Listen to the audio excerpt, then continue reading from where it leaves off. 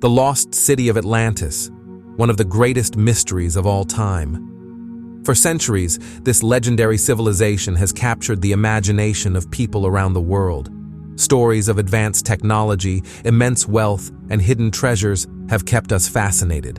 But was Atlantis real, or just a myth? And if it existed, what happened to it? Let's find out together in today's episode of Talk of Jesus. Welcome. It's no wonder we're so fascinated by Atlantis. In many ways, the roots of our current civilization can be traced back to the time of Atlantis. But where did this story of a mysterious sunken island come from? The earliest mention of Atlantis comes from the famous Greek philosopher Plato, dating back to around 360 BC. In his works Critias and Timaeus, Plato described Atlantis as a vast island full of fertile land, located beyond the Pillars of Hercules, what we now call the Strait of Gibraltar. According to him, Atlantis sank beneath the sea about 10,000 years before his time. Plato's knowledge of Atlantis likely came from Solon, a respected Athenian jurist and philosopher. Around 600 BC, Solon traveled to Egypt, where he learned of a great civilization that had existed 9,000 years ago. This idea of Atlantis fascinated Plato, and he researched it further by consulting scholars and experts on ancient myths and history.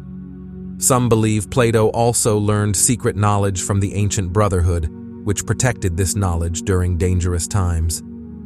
For most of his life, Plato kept quiet about Atlantis.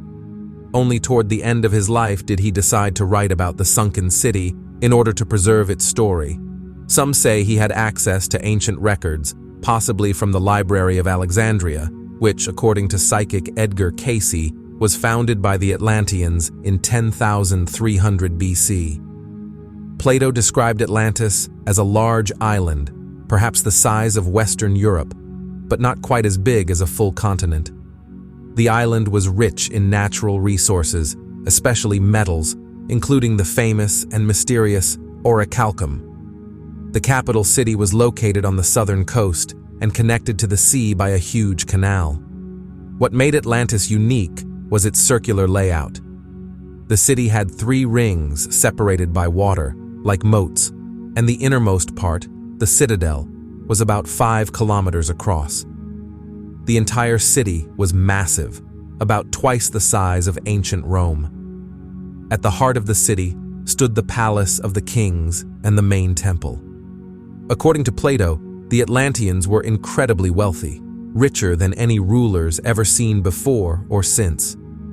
Although the island provided most of their needs, Atlantis also traded with other nations due to its vast empire. Unfortunately, Plato's most famous story about Atlantis, found in his dialogue Critias, was never finished. However, in another of his works, The Laws, he mentions that Atlantis was destroyed in just one day and night by a catastrophic event, plunging the civilization into a dark age where all knowledge was lost. But can we rely on Plato's account of Atlantis? And do we even know what the Earth looked like over 12,000 years ago, particularly around the northwest coast of Africa, where Atlantis might have been? While Plato's story is intriguing, it doesn't give us enough clues to pinpoint Atlantis's exact location. To learn more, we need to turn to science. Geology and oceanography can help us understand the history of Earth's oceans. Some researchers believe Atlantis was a volcanic island, connected to Europe, Africa, and North America by temporary land bridges.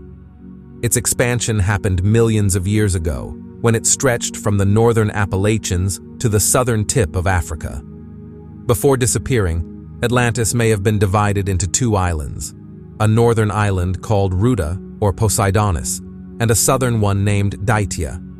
The northern island of Poseidonis was thought to have existed as a large landmass until the end of the last ice age, when it sank due to shifts in the Earth's crust and rising sea levels.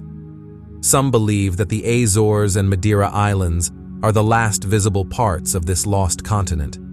If we could drain the ocean, we'd see that the Mid-Atlantic Ridge forms a massive mountain range, longer than the Andes and Rockies combined, and as tall as the Himalayas.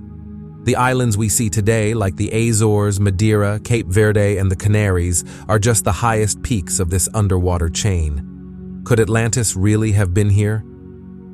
During the Middle Ages, Plato's tale of Atlantis was largely forgotten. But during the Renaissance, people began rediscovering ancient knowledge, and interest in Atlantis returned. Over the last 500 years, countless theories have popped up about a lost continent in the Atlantic Ocean. But do they fit with Plato's account? Or is there a deeper mystery hidden within these stories? And who were the Atlanteans? How was their civilization formed? Some even wonder if aliens were involved in creating Atlantis. A fascinating and more mystical theory comes from author Ismael Perez in his book Our Cosmic Origin.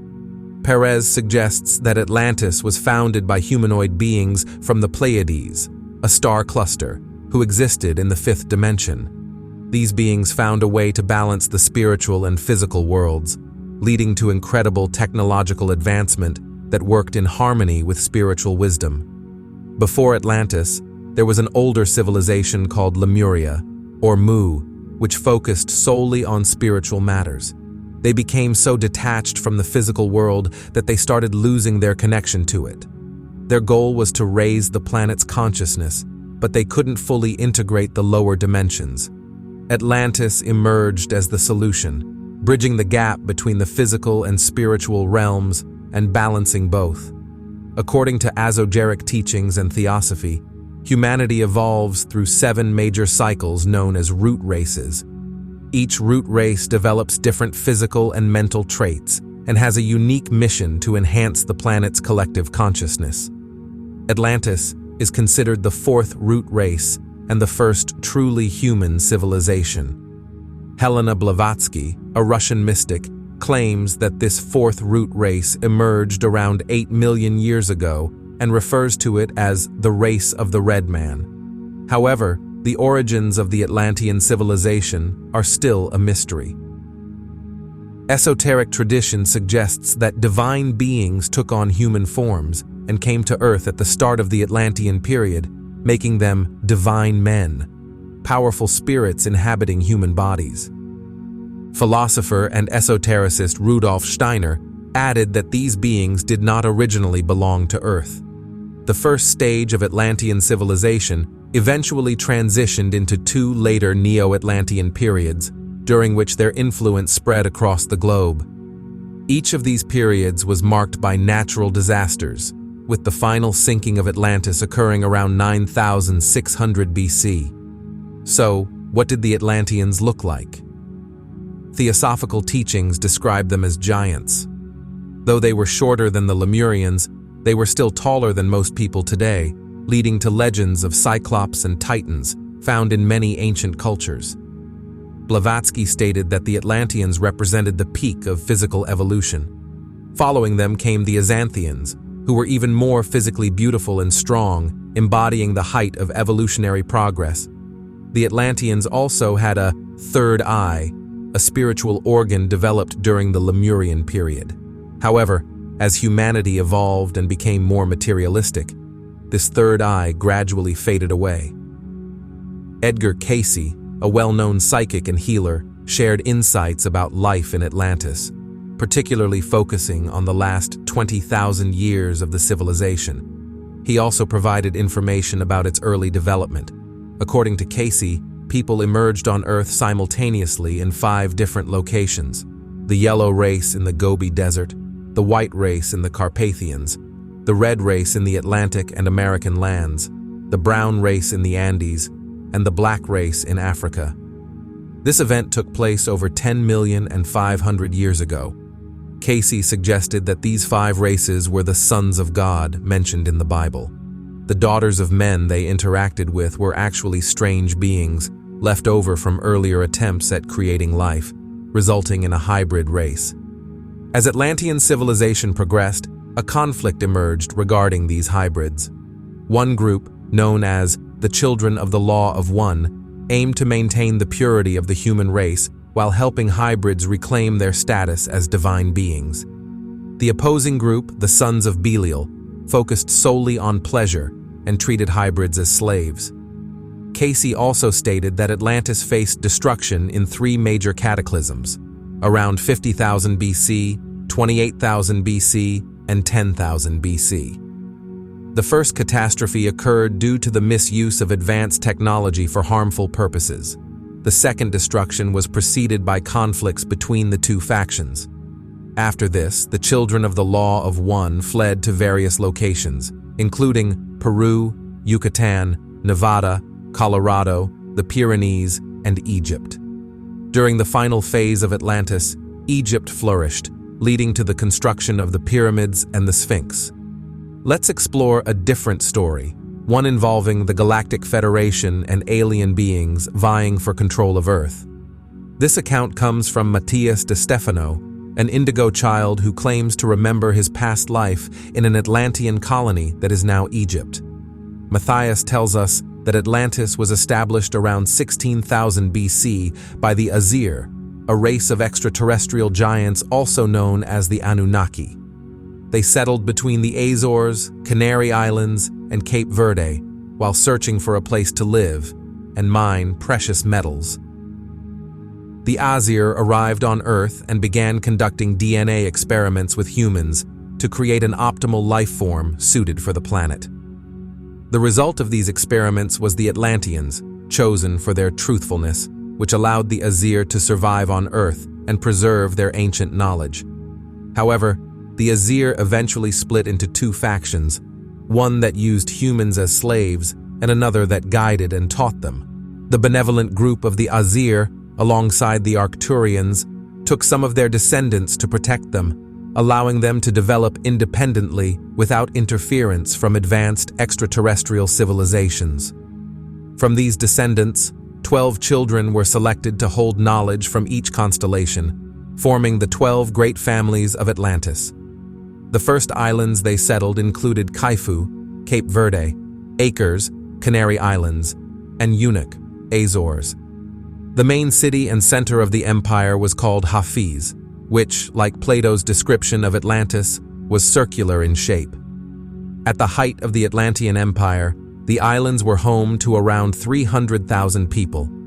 Thanks to their connection to Arcturian DNA, the Atlanteans possessed blue blood and maintained their lineage to preserve the ancient knowledge passed down from the Star People, guiding humanity's evolution.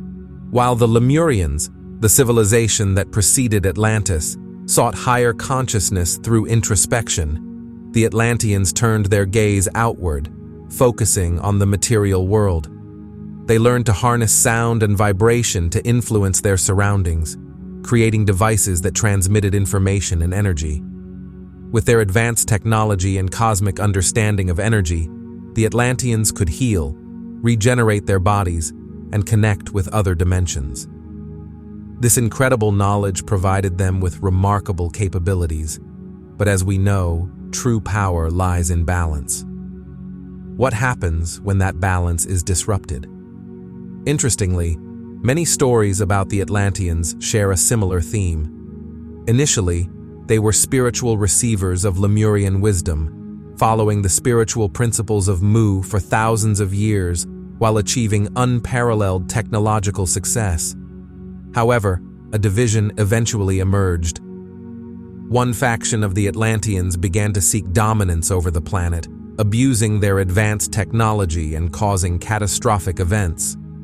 Some say this led to a pole shift, while others suggest they unleashed energy weapons upon themselves, ultimately resulting in the continent's submersion. In esoteric teachings, this marked the fall, a pivotal moment when humanity lost much of its energetic abilities and entered a dark period of consciousness. Atlantis is remembered as the cradle of all occult and esoteric knowledge because the Atlanteans had mastered the use of the life force for an extended time. Atlantis flourished originally, and from its inception, it was governed by the principles of Lemuria, a civilization that upheld the celestial order of light.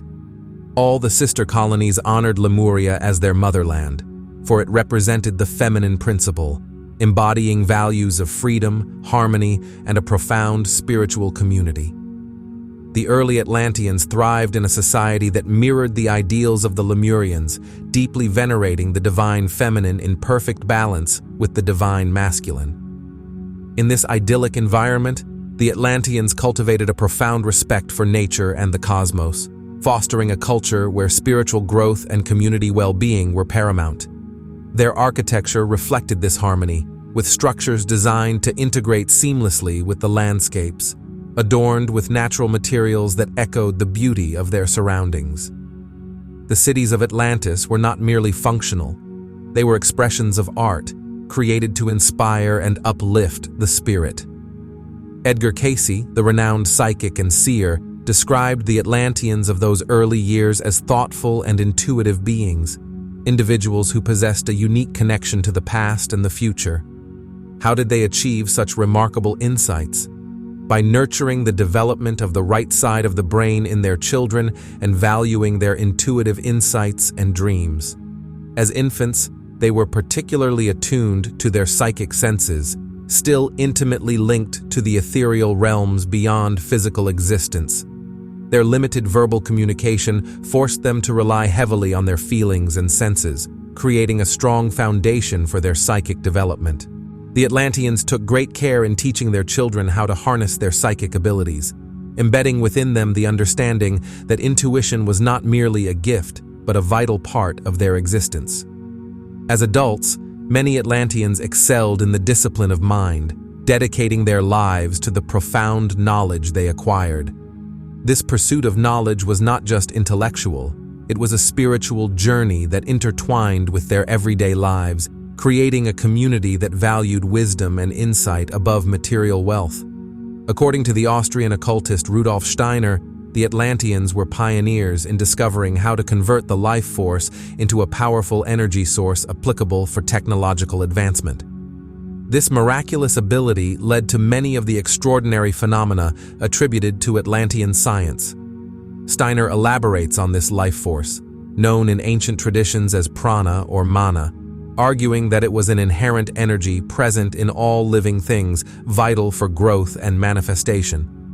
In the 19th and 20th centuries, occultists referred to this force as vril, a universal principle embodying life energy, life force, or life magnetism. The mastery of this life force, or vril, endowed the Atlanteans with almost superhuman capabilities over the manifest world and other spiritual dimensions.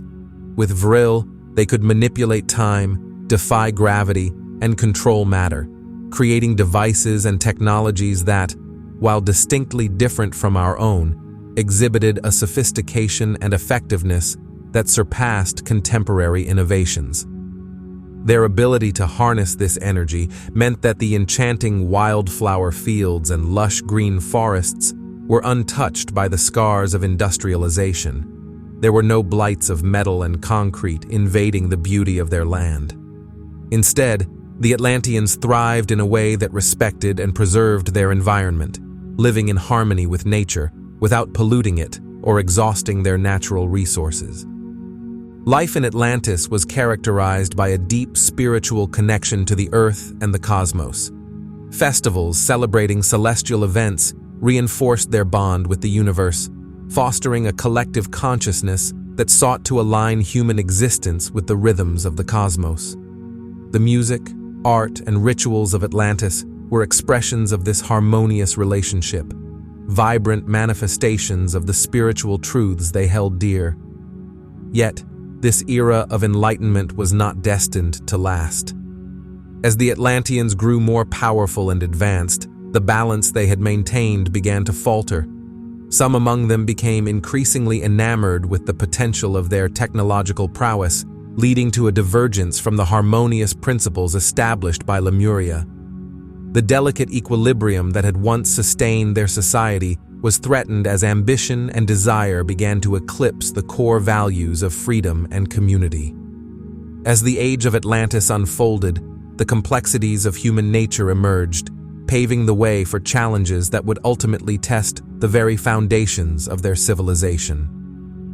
In this captivating saga of enlightenment and hubris, The story of Atlantis serves as a timeless reminder of the delicate balance between progress and responsibility, a lesson that resonates through the ages.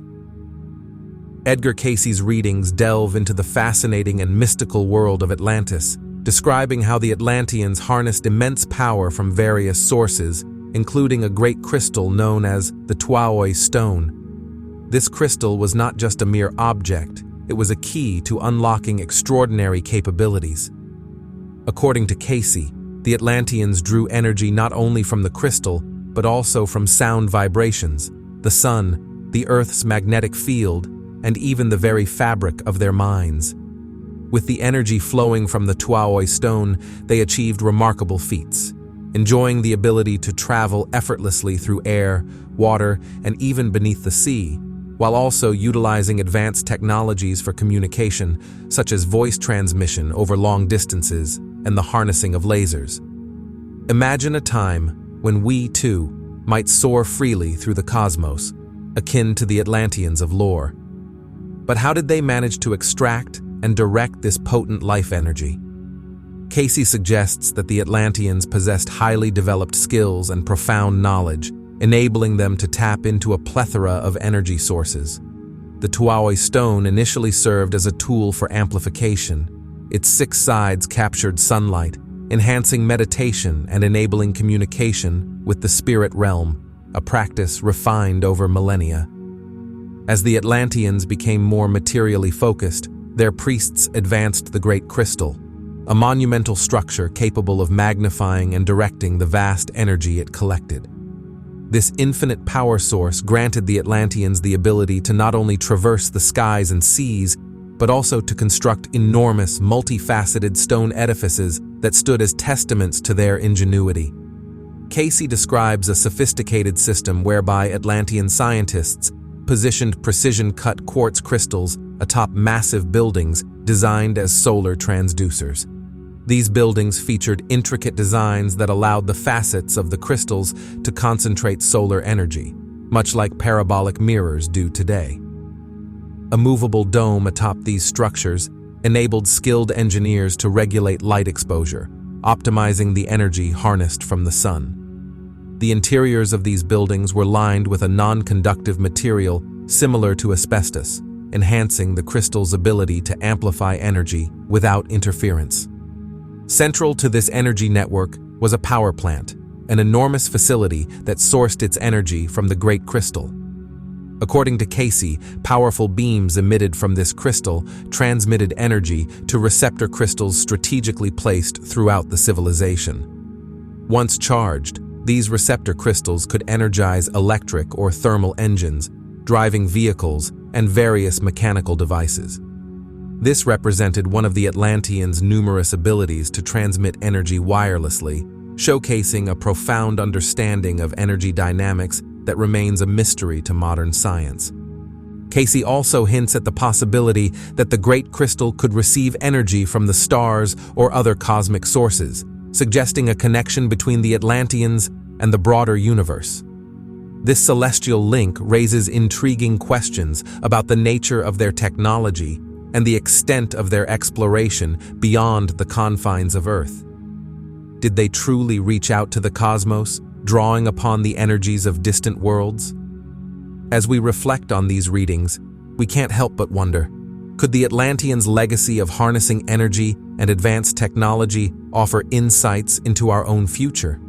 Will humanity someday unlock the secrets of energy transmission and manipulation, enabling us to traverse the universe as the Atlanteans once did? The mysteries of Atlantis continue to captivate the imagination, hinting at the boundless possibilities that lie ahead.